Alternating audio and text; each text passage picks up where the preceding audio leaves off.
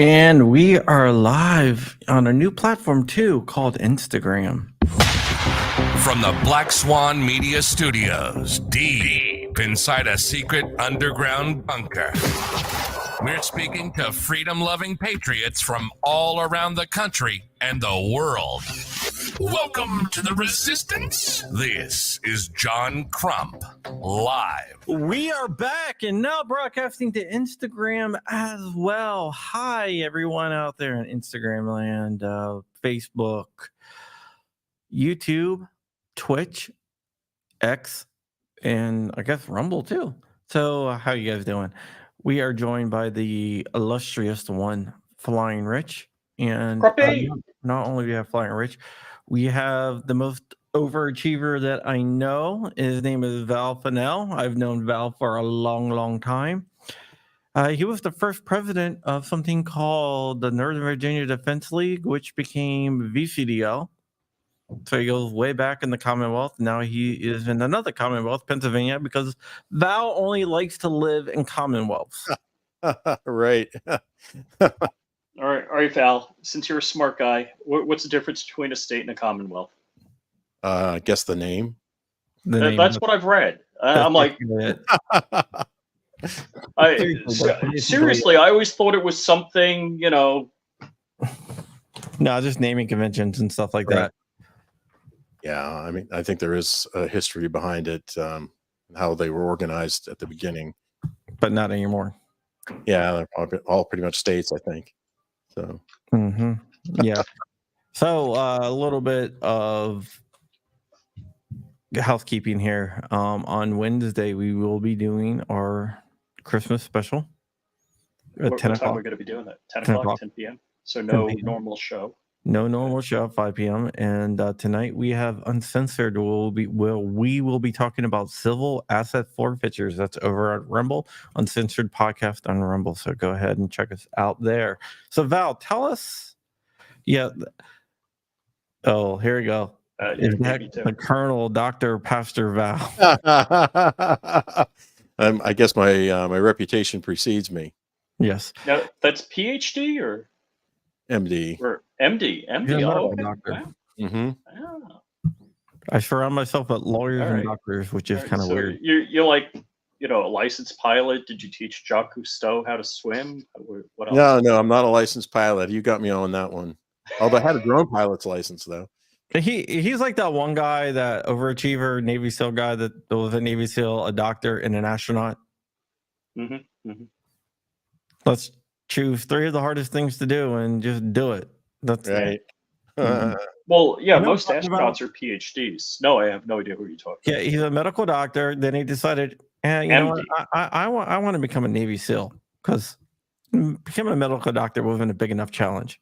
Right. He became a Navy SEAL, and he's like, I'm still not challenged. What can I do? Astronaut. Oh, there you go. Let's go to this. Go to space. Yeah. Who is that guy? And when is he coming on the podcast? I don't know, man. Val is into space too. Yeah, I'm. One of my hobbies is amateur astronomy. So what kind of telescope do you have then?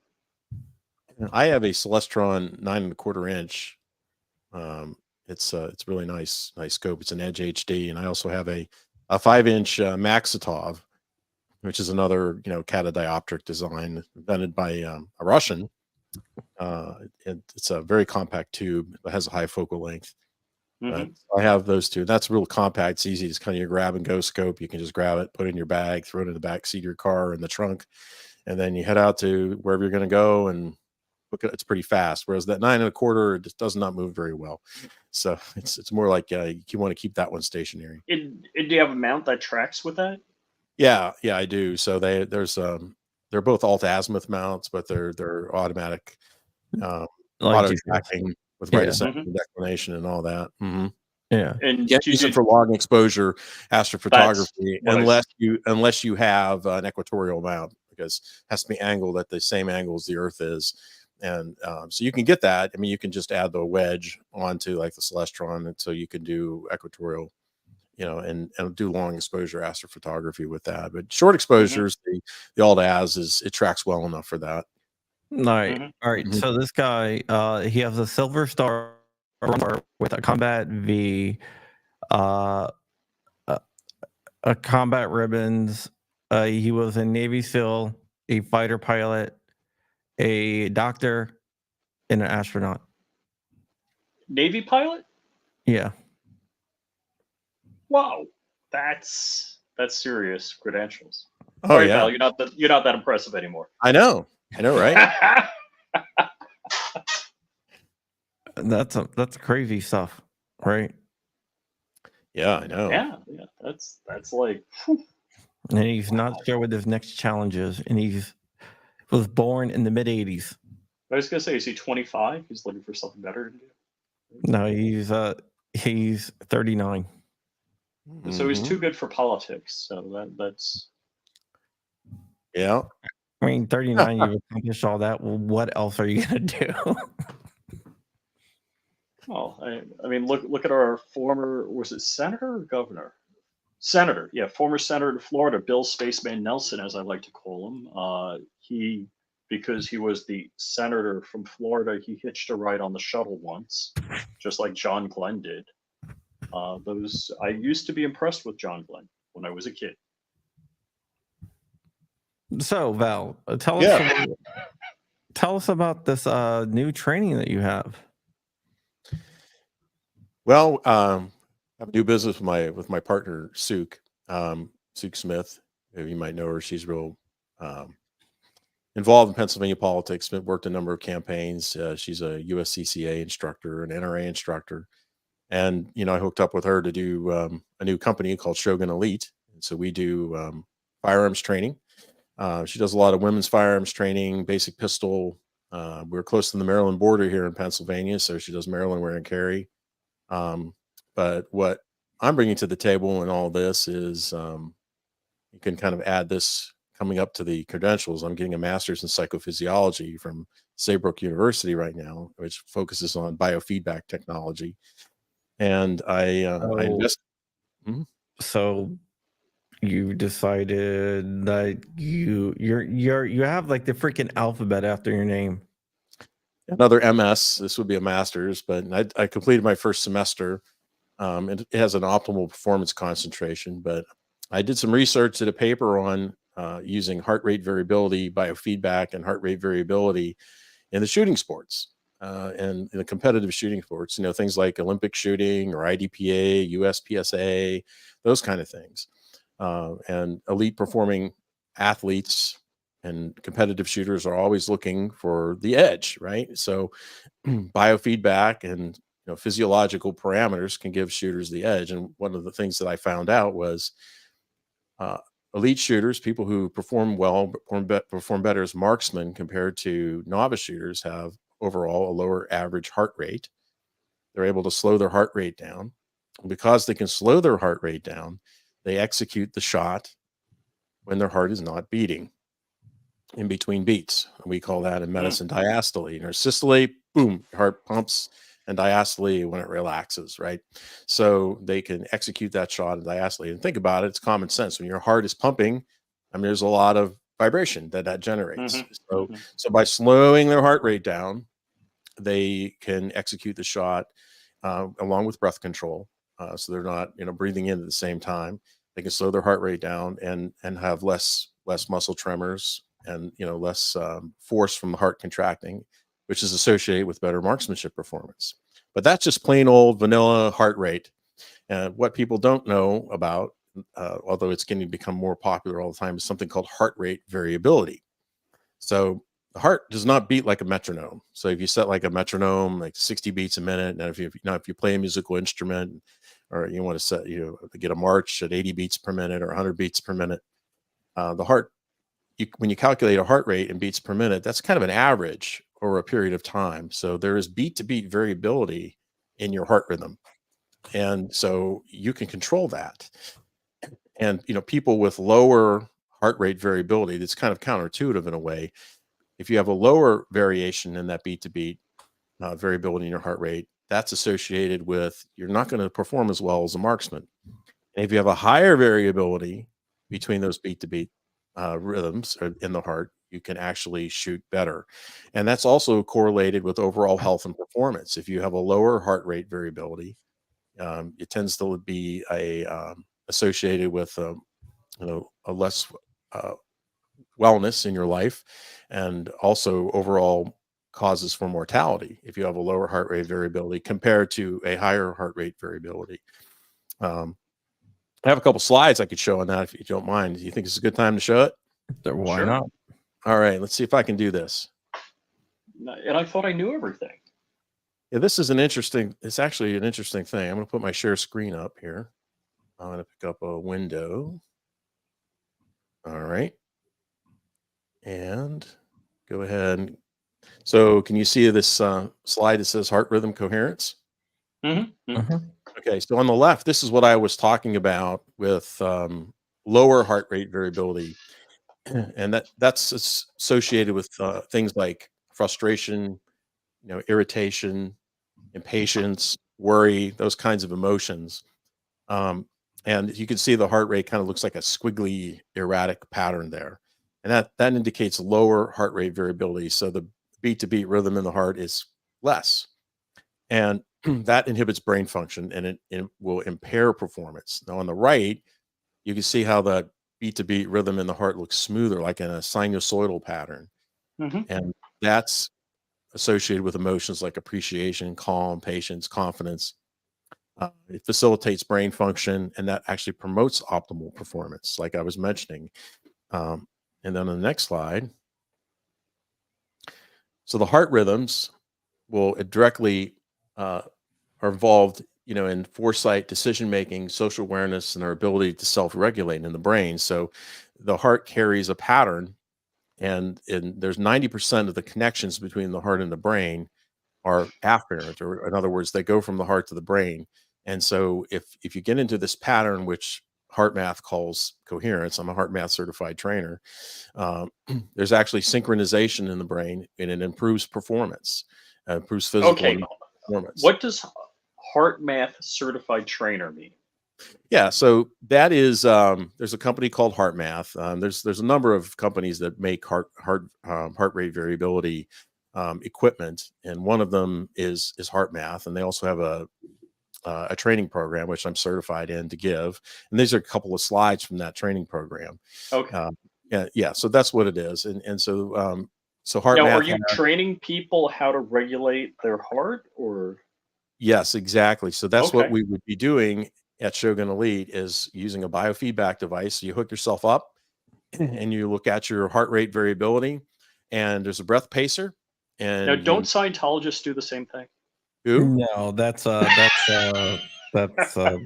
they hold tin cans and pretend like they do something.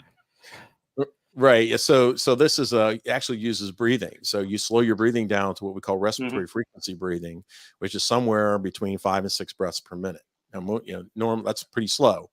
And when you do that, and you follow the breath pacer, and then you get real time feedback. That's what biofeedback is. You get real time Mm-hmm. feedback of what your heart rate variability is, and then over time you can train yourself to increase that heart rate variability. So, and what do you say? I'm good at pool. Yeah. So it's so this is a way for, those elite shooters that I was telling you about, the Olympic shooters or IDPA, whatever your company, it can be cowboy action shooting. They have competitions. And you can train that this ability. And there's been research that has been done that has shown that if you have this higher heart rate variability, where you have the beat to beat pattern of your heart looking more like that smooth sinusoidal pattern, that you'll actually be able to shoot better. So if you're already a high performing athlete, shooting, in Olympic sports or IDPA or USPSA, whatever, this could give you the edge. This can make you an elite performer. You're already elite, but a better elite performer. So this is what it's optimizing that performance. Yeah, it's that's kind of wild. the military uses this stuff for their sniper programs.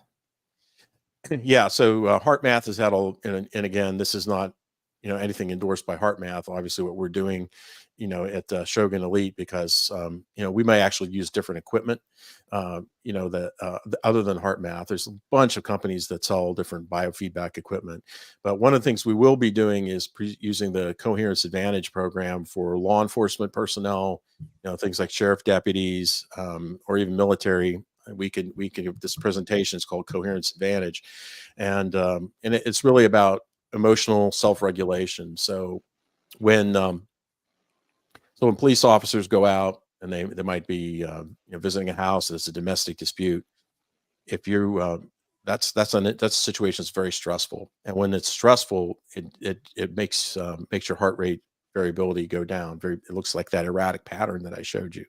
So by learning techniques to regulate your heart rate and regulate heart rate variability, they can actually reset faster from that type of encounter. So they don't bring that we call it carryover effect. They don't bring that home with them when they're visiting their family, at night with their families or whatever. So it's a very powerful self-regulation technique. So we'll be teaching that to police officers, first responders, and HeartMath has a long history of doing that with the military. But for our purposes, we're looking at local police and sheriff's deputies, things like that here in Pennsylvania. Yeah, that's very interesting. It probably is a good thing to do. Yeah, it is. And so that's kind of an edge. Not a lot of people are doing this. In terms of with Olympic shooters, if you look at the ISSF handbook, the ISSF handbook, which is the International Shooting Sport Federation, which governs Olympic shooters, in that booklet, they do recommend biofeedback training for competitive shooters. And they mention a number of different ones. You could use brain waves, you can use heart rate. And it's interesting enough, there was an article that was done about heart rate variability. It actually there was proof that it synchronizes with the brain in competitive shooters and increases their attention and focus. So the ISSF recommends biofeedback, but this hasn't really spilled over into the other competitive shooting communities that are the non-Olympic ones. Particularly, I'm thinking of IDPA, USPSA. They're really high performing shooters, cowboy action shooters. Their time they do want to. They have scoring and timing involved. So if you can, we have at Shogun Elite, we have a simulator training. We use the smokeless range. And so what we're able to do is we can create different scenarios with the simulator. And the idea is if you can increase the stress while you're training, it does help you when you're performing. Obviously not the same level when you're performing, the stress will be a little bit greater, but the more you can put yourself under similar stress while you're training, the better you're going to perform. So that's our simulator training. But even before that, what you want to do is increase that heart rate variability at your baseline. So you would practice the breathing exercises maybe a couple times a day, and then check your morning baseline and do other things that competitive shooters and elite athletes do. Watch their diet, get plenty of exercise, get enough sleep at night, 7 to 8 hours of sleep. All those kinds of things associated with it. But HRVs, and I think it's been overlooked, I think, in the other competitive shooting sports other than the Olympic shooting sports. So what made you and Suk decide to do this? Well, it's different. And it could really benefit the competitive shooting community. There's not a lot of people doing it. So I think it's it's a good thing to do. It really is. It's a good business angle in terms of what we're trying to do in the company. But it also can enhance the shooting sports, and that's what we're really concerned about. No, that's cool. That's cool. Did it have any practical aspects like for concealed carry or anything like that? Well, here's the thing. If you practice, things like heart rate variability, doing the respiratory frequency, breathing, you're going to change your arousal baseline. So if you're a stressed out person to begin with, and by practicing those techniques, you can lower your baseline and be a little bit calmer. And hopefully you will not be as stressed when a violent encounter happens or a stressful encounter happens. Now that's a tall order. And we teach that in the class. We talk about what are the stress responses a human being will go through. It's all the sympathetic activation, the flight or fight response kicks in. You could freeze, which is a different kind of response, right? So nobody knows really until you're put under that situation. Nobody really knows how you're going to perform. But here's what we do know: if you need to practice. So I always tell people in the classes, if you're attacked or you're in a situation where you have to defend yourself, you're going to lose your fine motor control. You're going to have tunnel vision. So you may not be able to operate the slide on your firearm as well. And we tell them in the class, if you want to simulate this, put your hands into ice water for a few 30 seconds, pull them out and try to operate your firearm, because that's going to be, you're going to lose that fine motor control. If you try to dial 911 on your cell phone, you may not be able to do it because your fingers don't work as well.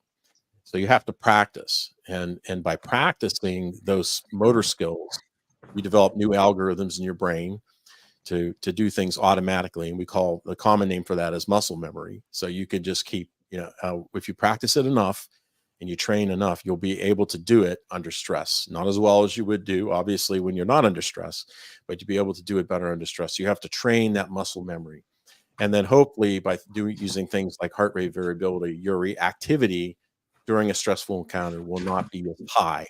It's going to go up, and it should go up because you're going to have to respond, but it won't be to the point where, you might have such an abnormal response that you're unable to function. But So regardless, what is muscle memory? I was talking to my daughter about this the other day.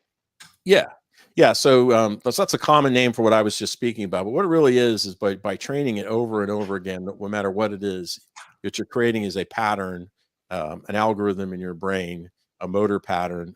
It's like a brain is like an analog computer, but you just it over and over again, the parts of the brain that need to associate to create that motion and activity, it becomes second nature. It would be like driving a car, right? So you don't have to think about none of us have to think about driving a car because it's all muscle memory for us. Because it's so unconscious because it's programmed. And it's the same thing. So if you're not going to go do this by going to the range once or twice a year and punching holes in paper, it's just not going to work, right? So you would have to do drills at home, drawing your weapon from its holster, putting it on target, um, practice dry firing over and over and over again, going to the range, practicing it over and over again. And then if you can, like, because we have simulator training, we have shoot no shoot drills in our simulator training that you can go through. And our clients seem to really like that, really appreciate those things. And it brings it to home how difficult making these split decisions can be, especially for police officers. Exactly. Yeah. And how stressful. But here's the bottom line: even if you're going to have a stress response, if you practice the heart rate variability techniques, and if you practice, the respiratory frequency breathing, you'll return to normal, to baseline faster than you would if you didn't. So that there'll be less carryover effect. And then there's also carryover effect in the other direction from practicing, because you're not as excited and stressed out to begin with. Like I said, everybody reacts differently, but hopefully you won't react the same way when you're under stress, and you'll be able to use and engage that muscle memory in a constructive way without being overcome by that fight or flight response or by that freeze response. And again, that's hard to predict. There's a thing that a lot of people forget is you have fight, you have flight, and there's freeze. Correct. And that the freeze one, no one ever talks about. Yes, and the freeze response, we did talk about this in our psychophysiology classes. The freeze response is It's related to prey animals. And so when a predator attacks a prey animal and bites and corners the prey animal um, just pretends to be dead or knocks itself out. And it's like it's an all or nothing response. They feel like they're probably going to be killed, so they pretend to be dead. And interesting enough, the freeze response itself can kill the animal. That is Yeah, very interesting. yeah. So Yeah, it's it's very just something interesting, that and it's unclear whether you can train yourself out of that. It's very unclear if you can, and really, it's hard to test it. Obviously, you can't test these things. You can't put people under, life threatening conditions in a in a controlled environment, which is not ethical to do for obvious reasons. So the best you can do is to train, do the muscle memory, try to get to do the stress reduction techniques I've been telling you about. But freeze is a different response than fight or flight. It's not in the same category. And you could freeze and you don't know until it happens. yeah, that's a very it's a very interesting thing because, like you said, you don't know until it happens. You Right. can think that you're not going to freeze, but you don't know. Exactly. Exactly. And it's unclear whether you can train yourself to unfreeze. Oh, Jordan's on. Hey Jordan, how you doing? So yeah. So that's kind of what we're working on right now and this is a new angle, and we're trying to bring um what's been recommended in the Olympic shooting sports. There's a lot written on using, like EEG biofeedback. They also call it neurofeedback, and they use heart rate variability training for other sports, but not a lot has been done in the shooting sports. But if you get out of the Olympic area into the other competitive shooting sports that I mentioned, there's not hardly anything's mentioned at all about it. So I think this is a way to broaden this type of training to the wider competitive shooting community. Yeah, I think it's something that I've always been amazed how the competitive shooting community hasn't been keeping up with the technology out there and biofeedback and everything. It's amazing what we spend our money on. Uh-huh. So Yeah. have you heard of the Manus Pro? Yeah, Yes. I have it. Yeah, that's a cool thing. I mean, that's not biofeedback, but it's another way to get some feedback on how you're holding the firearm. Yeah, I have the Manus Pro and also the Blackbeard, which is the AR version, basically. Oh, that's cool. Oh, I Yeah. It don't does. know if I got a product from them that's not officially out yet. That it's feedback, so it gives you everything, which is kind of cool. I'll tell you what I hate about the Mantis is it's right. I'm like, Uh-huh. I'm like, boom. You feel like it's a good shot. It's like I did that wrong again. Uh-huh. It's the Mantis is very good. I love that product. I have like a affiliate link for it, whatever. But it's a fantastic product, Hmm. and it works. The cool thing is it works. Live fire. You could be at the range using it, or you could be using it in your living room. Hmm. That's right. Yeah. Yeah, the new And Blackbeard has left-handed, right-handed. Hey, the Chris. new Blackbeard it has the Blackbeard, but it also has the Mantis Pro built into it as well, which is really cool for AR stuff. So tell everybody what the Blackbeard is, because maybe not everybody knows. The Blackbeard it replaces your bolt in your AR, and in your magazine is actually a battery pack, and what it does, it resets the trigger. So So it you can, cycles it. You get a little bit of a yeah, recoil. yeah, so it cycles your AR. And with the new one, it has the Mantis Pro, the Mantis X10 or whatever built into it. So it gives you feedback, and it also shoots a little laser, so you can do like laser training, Hmm. which is kind of cool. Yeah, the laser systems are okay. If and they're on the cheaper end. The Manta system, let's see, I used to go to the range like every other week, and I'd blow 500 rounds each time I went to the range. So that's pretty pricey, and the ability to be able to do that and it's like having a really good coach tell you what you're doing wrong, Yeah, it right takes on so the many spot with readings. you. So that's fantastic. Yeah, it takes so many readings that. So, Val, you talked a lot about the tech and everything. So there's a website. I don't know if we can say the .com, but can Well, you they're, tell they're us? not they're not selling firearms, so we're Yeah, okay. right. We're not Oh, selling okay. firearms. Yeah, it's just training. So it's shogunelite.com. And there's a link at the top for optimal performance, and you can check on that. And it's an excerpt from my paper. And so if you follow the link and you're interested in the optimal performance training, you can send us an email, and I will actually send you a free copy of my paper that I did for one of my classes, which I investigated all of this stuff on heart rate variability. There needs to be more research. That's another thing is it's really surprising to me, although they've done research that showed that if you have higher heart rate variability at baseline, you'll be a competitive shooter. There really hasn't been any training, or hasn't been any studies that have shown that if you do it as an intervention, if I train in biofeedback, can I improve my score? That kind of thing. Now, it stands to reason that you should, but I think the Olympic folks recommend that the number of different biofeedback training, not only for overall health, but because they're convinced that it works.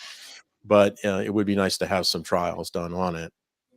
But and then, like I said, the other thing is if you can get yourself into a situation where you're like the simulator training, and particularly for police officers with shoot no shoot scenarios, where you can raise that stress level a little bit prior to going out onto the competition field, it does help because you can train a little bit under a stressful situation. There was actually a research study that was shown that the police who train with simunition are actually people shooting back at them, that the simunition hits them and it actually hurts.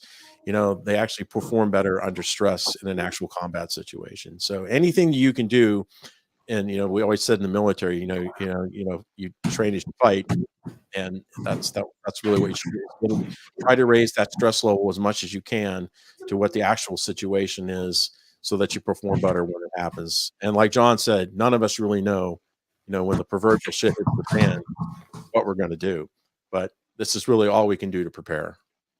My kids are boxing over there. I hear that. Who's winning? Stop, guys. You're going to hurt each other. They have gloves on and everything. Yeah. Those are my kids. Guys, you got to stop. Oh, my goodness. So Dark is asking, is the training for everybody or just law enforcement? It would be for everybody, so if you are a competitive shooter, this would be something for you. And law enforcement, we would broaden that to our other program that I mentioned, the Coherence Advantage program, where it's an 8-hour presentation on emotional regulation and using various breathing techniques and biofeedback, for that first responder community. But it's also used in other contexts too. Healthcare professionals use it. But for competitors, it's the optimal performance program with heart rate variability, biofeedback. That's really for everybody. If you are a competitive shooter, if you want to learn it, we have it. I'm just going to let them get hurt, I guess. Hold on, Matthew. Nikki, come here. What? Step over the cord there so you don't trip over it. Nikki, you come here first. No. Or Matthew, show them the gloves. These aren't the big one wears these gloves and the little one wears these gloves. Oh, I see. There That's good. Yeah. Do they fight for who gets to wear your belt? No, they just like to fight. Just sometimes I need some heart calm training with the boys. Right. And you could train in heart rate variability biofeedback, that anybody can do that. I mean, there are a number of free apps available out there that you can download. Elite HRV is one of them. You can go to the app store for both Google and Apple and download Elite or HRV. All you need is a monitor, and they So recommend. it doesn't work with like a watch, a smart watch, or anything like that. So here's the thing about watches and rings. The Oura Ring, that's a nice idea, but they're not accurate enough. They don't they don't sample with the right frequency of and that's like I know like one of the newer monitors does like 500 per second or so 500 cycles per second. So that's the problem, is the technology in the watch isn't good enough. You have to do HRV. So like if you download the Elite HRV app, you can do it for free. And but you just have to buy the sensor, and they recommend the sensors to get. Like the Polar H10 is the one that goes around your chest, and that one will do respirations along with it. There's a heart math earlobe sensor, which uses plethysmography. That one. But there's different ones. But as far as rings and watches, they're really not good enough to do the biofeedback training yet. Hopefully they will be soon. Yeah, well, Apple just lost their case, so they're gonna stop selling the Ultra 2 once the stocks are out. So are they going to deactivate the function that they lost the patent on? No, they just can't sell anymore. They're apparently the company that patented the technology that they use for the O2 levels, blood O2 levels. Interesting. Well, here's the thing, though. Don't rule out the wearables, because even though they're not good enough for HRV, so like for example, I'll probably end up using Elite HRV for the performance training, for the home practice for the competitive shooters, and there's that app links with a lot of data from Apple or Google. You can import that over. So other things that are important for performance other than HRV, like diet, exercise, the amount of hours you sleep, all of that can be imported over from that app into the HRV program. And then you could associate various states during the day. Were you calm? Were you tired? What was your mood at the time? How many hours of sleep did you get? And you can relate that to your heart rate variability. So the wearables do give you good information. They just cannot measure HRV as accurately enough, especially if you're going to do training. So we would you would do a morning baseline reading, breathing normally, and with one of these apps. And then when you train for biofeedback, then you're going to slow your respiratory rate down to 5 or 6 breaths per minute, which is how you train heart rate variability biofeedback. And then over time, you should see an increase in your baseline HRV, and that baseline HRV should carry over into improved performance, whatever sport it is, but we're talking about competitive shooting. But it's also good to do if you want to do it for yourself, for your overall health, for emotional regulation. Remember I showed you the slide, the synchronization between the heart and the brain. If you have a problem with reactivity, like I do, something upsets you, you pop off and you get angry. By training on HRV, you have better emotional regulation, because the heart synchronizes with the brain, like the slide I showed you, and you'll be less reactive.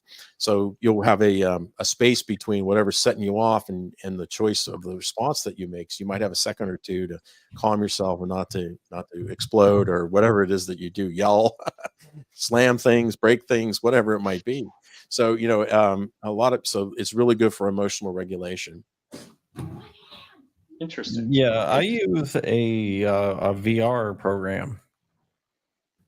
Oh, which one? It's the one that you told me about. Oh, yeah. For some reason now I can't.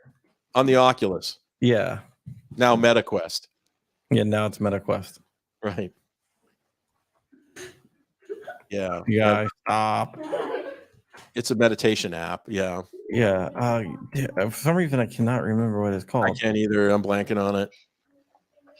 Trip. TRIPP. Trip. Yeah, that's it. That's like really cool, because you're in this like world, and it's really, really cool. Right. And there's some breathing. I think, don't quote me on this, but I think there are some breathing exercises in there, and it would be the same idea. Whether you're, it's the same with meditation. If you're sitting on a meditation bench and you're slowing your breathing down, for the religious people in your audience, you might have some Roman Catholics. If you're praying the Rosary, or if you're Orthodox and you're praying the Jesus prayer, it's really interesting. When the instructions, like for praying the Jesus prayer in the Orthodox Church, when you inhale, you focus on your heart area and you inhale and you say, Lord Jesus Christ, Son of God, and you exhale, have mercy on me, a sinner. That works out to be about 6 breaths per minute. So it's like same with saying the rosary. By repeating, saying it over again, if you synchronize it with your breath, it slows down your breathing, and that's the physiological changes that are happening in the body. And then, again, we're just looking at the physical side of it, not the spiritual side of it. But it does, so all the meditation techniques, Zen meditation, the Buddhists, or you know mindfulness meditation techniques, they all seem to be related to this somehow physiologically, slowing the breath down and getting into this respiratory frequency breathing pattern and increasing heart rate variability. Yeah, I remember I went out shooting with a Marine, like scout sniper. And he's like, okay, when your heart beats, that's when you shoot in between your beat. I'm like, what the hell are you talking about? Yes, right. What? That's it. And so they train and they train that way so they can slow their heart rate down, and they're sensitive to when their heart is beating. And the HRV training will just do that on steroids. Yeah, it was very interesting because he can actually do it, and I was like, it takes a while to be able to really, but if you sit there for like a while, I'm talking about, to me, a long while, you can, after a while you can feel it, but you have to concentrate on it so much. But for like him, it was like second nature. Oh, Yep. that's interesting. Uh-huh. Yeah, and that's been proven by in research, is the best shooters they have a deceleration. They hook them up to a heart rate monitor. They have a deceleration in the heart rate before they squeeze the trigger, and they squeeze in diastole when the heart is not beating, and as soon as the shot is off, the heart rate goes back up. Boom. Yeah, it's very, Right. very interesting. And they go a lot through breathing techniques. Yes. Yeah. So yeah, it's very So interesting. this is complementary to all that. So something that a shooting coach would teach their athletes, to slow doing the breathing, slowing their heart rate down. This is all complementary to that with HRV. Yeah, that's really cool. Mhm.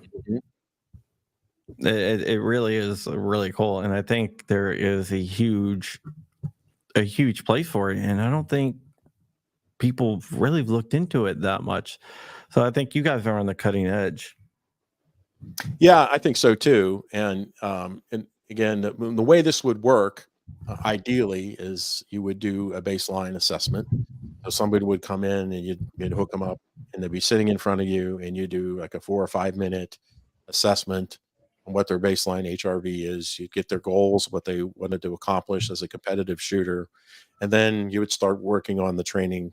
And they practice at home. The key with all this is practice, because you're learning a new skill, right? It's just like meditation, sitting on a bench or whatever. You have to do it a couple of times a day, maybe 20 minutes twice a day, and work on the HRV biofeedback. And then you would periodically check in. Some of these apps will actually let us remotely look and see how you're doing, just like you can check your Apple stuff or your Apple on your smartphone. Well, it's connected to the cloud in a secure fashion. We can, I can look in and see what your HRV is and how you're doing. And then you could do a post assessment after so many weeks of training and see, do another 5-minute long assessment and see how the baseline has changed. So the goal is to change that baseline when you're at rest from a lower HRV to a, relatively speaking, to a higher HRV. Yeah, it really is. It really is very helpful. I wonder why people haven't started looking into this sooner. Yeah, and again, I think it's been stuck in in the elite performance, Olympic athletes and other sports. There's like much more than the shooting sports, but there's a lot of HRV training in other sports. And but in the Olympic sports, again, if you look at the ISSF handbook, they recommend biofeedback to the Olympic shooters. But it just hasn't seemed to catch on with the other competitive shooting communities, and that's one of our goals, is to get that out there. Yeah. Sorry. Right. Sorry about that. That's something stuck in my throat. Yeah. So how long you guys been in business for now? Well, it's I'd say about 3 or 4 months. Yeah, since September, about 3 months. Yep. So we had a rebranding, and we rebranded Patriot Arms to Shogun Elite. Same thing. And the other main focus of our training has been on women's self defense, women's basic pistol. So we're really reaching out to that community, as you know, John, and it's we have many new first time gun owners out there Oh yeah. that need training. And it's Mhm. not just women. We see people from all walks of life. If you go to a gun show now, it's really a diverse bunch of people who are really looking to be able to increase their skills, defend themselves, exercise their Second Amendment rights, and that's what we're about. If you want to carry a firearm, in Pennsylvania, every state's different. I mean, I know Virginia requires training, but Pennsylvania, you don't have to have any training. You go down to the sheriff's office, you put down $20, and they give you your license to carry firearms. And it's like, and I'm a proponent of constitutional carry, of course. I don't think you should even have to do that, but it is always a good idea to train yourself Mhm. for. And we discussed a lot of the reasons here today. It's as if there was an encounter where you had to defend yourself or your family. You want to practice that. You want to know how to properly hold a firearm. You want to know how to what to expect in terms of what's going to happen to me. I'm going to have tunnel vision. I'm going to lose fine motor control. We talk about all these things, to prepare somebody as much as possible as you can beforehand. Yeah. So training is always a good idea. Yeah, there's a difference between saying that people should get training and saying that it should be mandatory that people. Correct. Yeah, Exactly. I think the important thing is that there shouldn't be gatekeepers in front of your rights. Absolutely. Yeah, and Yeah. as you know, we got constitutional carry to the governor's desk here in Pennsylvania a couple of years ago, and that bill was vetoed. So we tried to Yeah, I make remember Pennsylvania that. a constitutional carry state, and the GOA, when I was state director of GOA, we were really involved in getting that done. Yeah, you got it up to his desk. It just Unbelievable. refused to sign it. Yep. But let me ask you some non-training questions. Okay. What do you think about New Jersey suing Eagle Shows? As Suk would say, they're a bunch of wankers. I'm like, Yeah, I know this has been the trend. We don't like what you're doing, therefore we're going to sue you. And it's like it's preposterous. Really, it is. It's a legal business. We've had a constitutional right in this country, even before the Constitution, to make our own firearms. It's a long-standing tradition. Well, they're showing Eagle Shows because they have gun shows in Pennsylvania, and they're trying to claim that people from New Jersey go to the gun shows, and therefore they're a public nuisance. Right. And I think that's a I dangerous say New Jersey thing. politicians are a public nuisance. Right. Yeah, New Jersey itself. If that works in Pennsylvania, they'll roll that out across the country.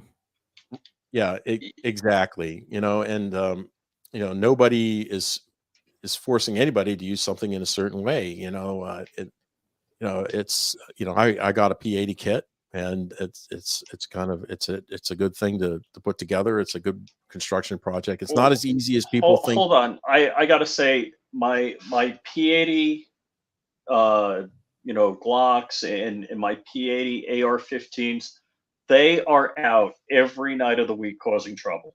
Now the store bought ones, like my Geisley Super Duty, it's like in the closet, doesn't do anything wrong. Right. It's amazing how they self-sort that way, isn't it? Yeah, it's freaking crazy. I mean, I don't like New Jersey. Well, I don't Christmas presents though. It's amazing to me that they. This is my favorite analogy is always, it's like, wow, the family next door, they have 11 kids. Maybe you ought to get a vasectomy. I'm like, what's that got to do with me? I sent the AG in New Jersey a JFD supply shirt for Christmas. Oh, you didn't send him a box of dicks. Next question. I have done that. Not to him. I did that to Josh Shapiro. Wait a second. We don't have the AG of New Jersey's phone number to call him up. No, I sent Josh Shapiro a bag of dicks, of candy dicks. Now governor. He was AG at the time when he went after Eagle Arms at that time. Mm-hmm. And he went after the Jordan in his business.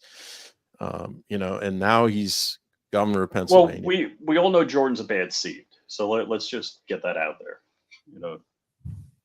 Yeah, Jordan is one of the nicest people I've ever met in my life. That's for sure. Yeah. Are you going to SHOT Show? I have not made plans. Okay, just wondering. It's coming up in January, right? Yeah, January 21st. It's less than 30 days away. In Vegas? Yeah, in Vegas. I'll be out there. Rich is going to be out there. Jordan's going to be out there. Rob Olson's going to be out there. Oh, nice. Steven I get to meet Rob Olson? Yeah. What about Kyle Rittenhouse? Can I meet Kyle Rittenhouse? I don't know if he's going to be out there. I don't know. I haven't talked to him in a while. So Val, were you at Oaks, Pennsylvania this past weekend, or? I was, and of course, I went there a lot with GOA, but I was not out at the holiday show. No. No, and the holiday show was nice. I like it. Not like I didn't go this year. Just so much stuff going on with kids, man. It's just like. Mm-hmm. So how's everything else going in Pennsylvania, fighting for rights and gun rights in Pennsylvania? Well, the state house flipped to the Democrats narrowly because of redistricting. The Senate stayed in Republican hands. So the House passed a number of gun control bills that are going to get stalled in the Senate, like, red flags and universal background checks. We actually had about six plus Republican traders who voted for UBCs, including one who's running for Congress in PA 17. His name's Rob McCurry. And he's a state rep, and he thinks he's all that in a bag of chips. And, he sold us out on UBCs. Cute. What is wrong with these people? That's referencing, right? The Democratic staffer. Oh, yeah, that's right. Yeah. Then he claimed that people were just going after him because who he loves. It's like, no, because you filmed an adult movie in the freaking Senate, whatever, in Congress. I know, really. Yeah. So, fortunately, I think enough pressure was put on Senator Lisa Baker, who is the chairman of the Senate Judiciary Committee, to stall those anti-gun bills. Oh, that's good. Capitol janitors.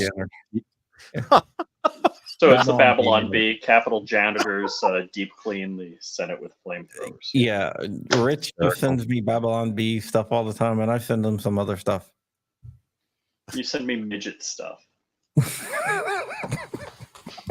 I do, because I figured out a way how to send it to other people and not get it to fill up my algorithm feed. But so the whole algorithm stuff is quite interesting. So I send Rich the stuff so his feed will get filled up with midget stuff. It isn't. It is. It isn't. So, John, any updates on Hunter Biden? He's claiming the Second Amendment. Second Amendment? Yeah. Wow. He's claiming that the 4470, the prohibition of people on drugs from getting handguns, goes against the Constitution because there is no historical analog for it.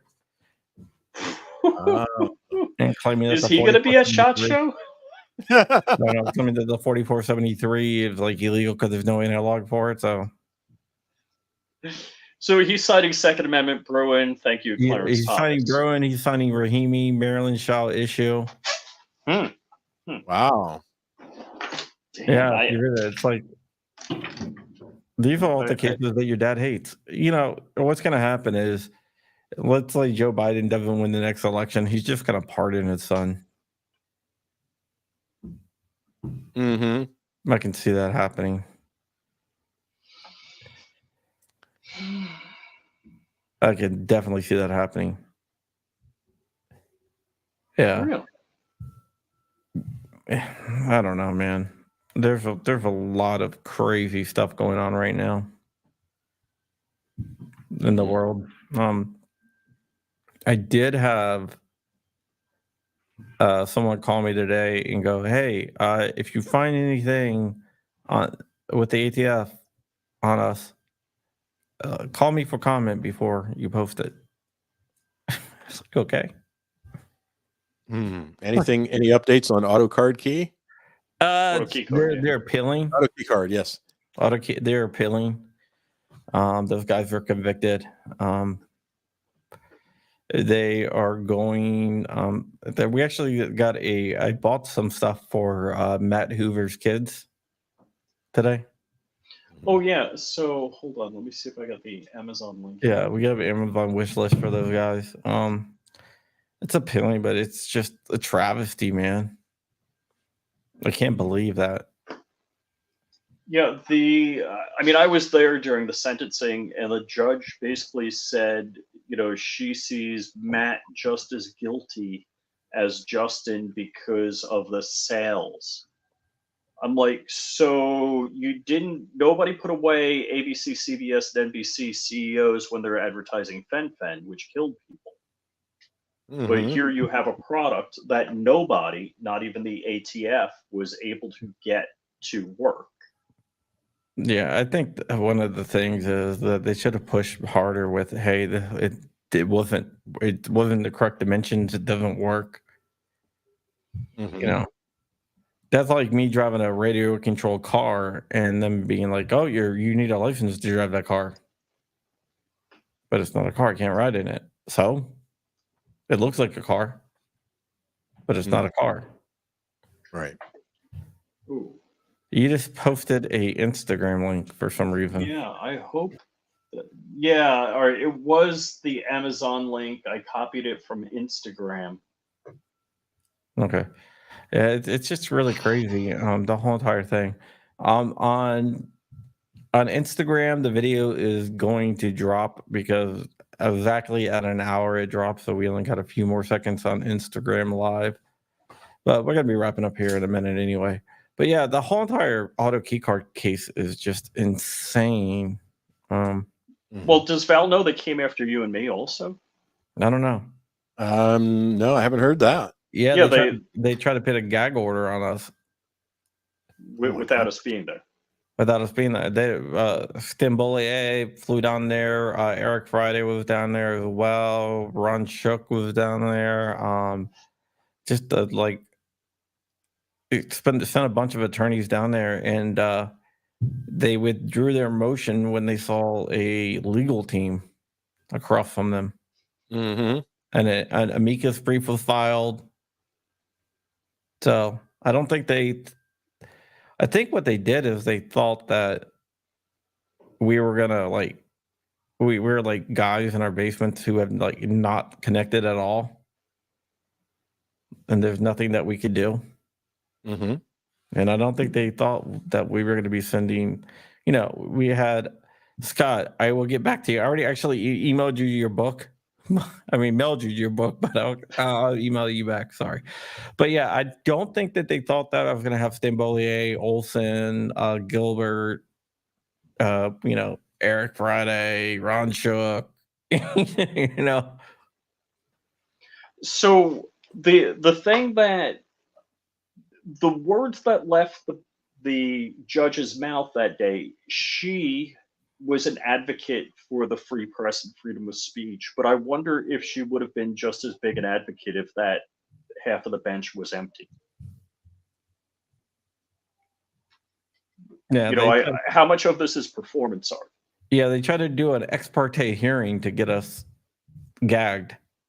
And And so fine. we had to file a motion to intervene on our own behalf because they were trying to gag us. Hmm. I mean, like, what type of crap is that? I don't think the ATF figured that we would even find out about it, much less send lawyers to Florida. Right. But like, Wow. yeah, this guy's in Virginia. There's no way. Surprise, mother. Yeah, but the judge wanted to speak to the lawyer that filed it, and her boss was like, "Yeah, we don't think that will do any good, so we're just going to withdraw." You know, because it was obviously a Second Amendment, First Amendment issue, Mhm. freedom of the press. You know, but they didn't want me reporting on it. I guess I was. And I'm pretty sure she still watches our show. So hi, Laura, out there. I mean, they had all that, and they try to get people say nasty stuff in the comments about me. Oh yeah, I don't even read the comments. So, like, are you serious? You're gonna complain because people say nasty stuff about you in the comments, and that's a reason to gag a reporter. Well, Mhm. she fears for her safety and security. Yeah, she fears for her safety and security because the case was being reported on. You sent out a press release. Oh yeah, yeah. That was part of, Matt Hoover was part of their Safer Streets initiative to get guns off Yeah, the streets. you sent out a press release. What are you talking about? All right. Well, we're gonna wrap up here. Val, I want to thank you so much for coming on. Yeah, Hey, thanks. yeah, you're Learned a welcome, lot. and thanks for having me on. I really appreciate it. And like I said, if people are interested in this, they can go to shogunelite.com and just click on the optimal performance link. And then we also have information in there about our simulator training, women's firearms training, anything. Of course, we live in near the Harrisburg area, central Pennsylvania. That limits some of the live training options for people, but feel free to check it out. Yeah, the link has been shared across all social medias, so Thank go you. ahead and check those out as well. And yeah, give them some business because Val is a good egg, and Souk is a good egg too. Thank you. And we'll be back tonight at 10 o'clock over on Rumble for Uncensored, where we're going to be talking about civil asset forfeitures. All right. Take care now. All right, and see you guys later. Bye-bye.